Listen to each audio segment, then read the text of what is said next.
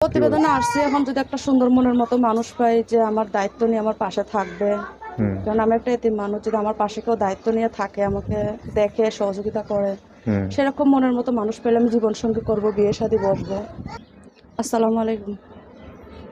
সম্মানিত সুপ্রিয় শ্রোতা মণ্ডলী, আসসালামু আলাইকুম। দেশে ও দেশের বাইরে থেকে যারা আমাদের ইউটিউব চ্যানেলটি দেখতেছেন তাদের সবাইকে আন্তরিক প্রীতি ও শুভেচ্ছা জানিয়ে শুরু করতেছি আজকের ভিডিও। দর্শক, আজকে আমরা আমাদের ভিডিওতে একজন সুন্দর অসহায় আপুকে নিয়ে আসছি, তার জীবনে কিছু কথা আপনাদের মাঝে তুলে ধরবো। দর্শক, ভিডিওটা না টেনে সম্পূর্ণ দেখলো, ওনার ফোন নাম্বারটি ভিডিওতে পাবেন। আসসালামু আলাইকুম। ওয়ালাইকুম আসসালাম। ভালো আছেন? জি ভাইয়া, কোনো মতো আছি। নাম কি আপনার? আমার নাম মিম। মিম, খুব সুন্দর নাম। বাবা মা আছে? নেই ভাইয়া।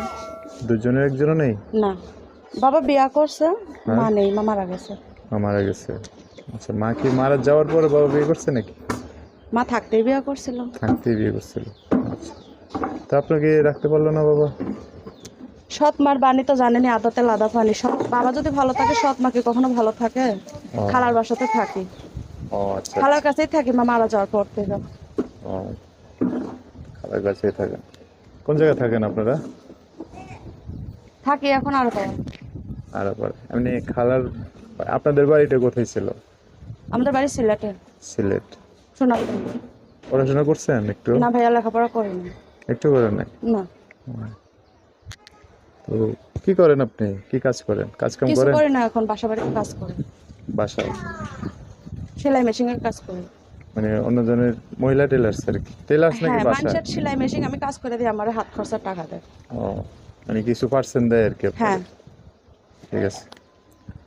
তো এখন কি কারণে আসছেন ভিডিওতে বলো? প্রতিবেদনে আসছে এখন যদি একটা সুন্দর মনের মতো মানুষ পাই যে আমার দায়িত্ব নিয়ে আমার পাশে থাকবে, কারণ আমি একটা এতিম মানুষ, যদি আমার পাশে কেউ দায়িত্ব নিয়ে থাকে, আমাকে দেখে সহযোগিতা করে, সেরকম মনের মতো মানুষ পেলে আমি জীবন সঙ্গী করবো, বিয়ে শাদী বসবো, সে আশা নিয়ে আসছি প্রতিবেদনে। কারণ আমার মানে খালার কাছে থাকি, খালা কতদিন রাখবে?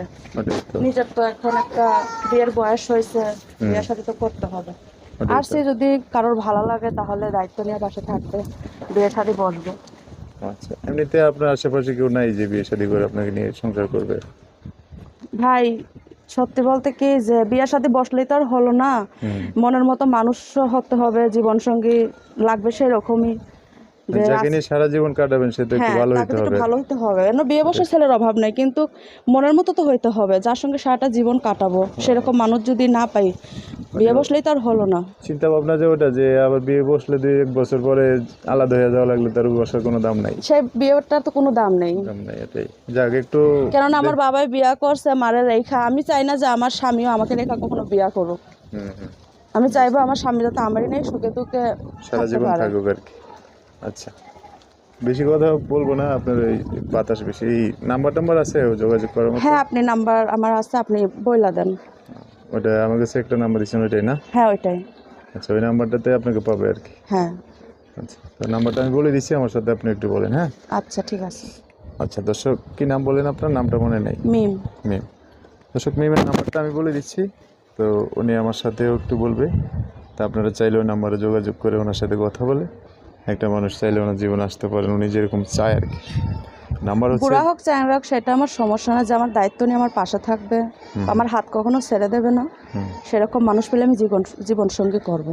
আচ্ছা ঠিক আছে। আর আমি সেলাই মেশিনের কাজ জানি, কোনো প্রবাসী ভাই যদি আমাকে একটা সেলাই মেশিন কিনা দেয় তাহলে আমি কাজকর্ম করবো, আমার খুব উপকার হবে, ভালো হবে। ঠিক আছে, ওকে, যে দিতে চাইবে দিবে, সমস্যা নেই।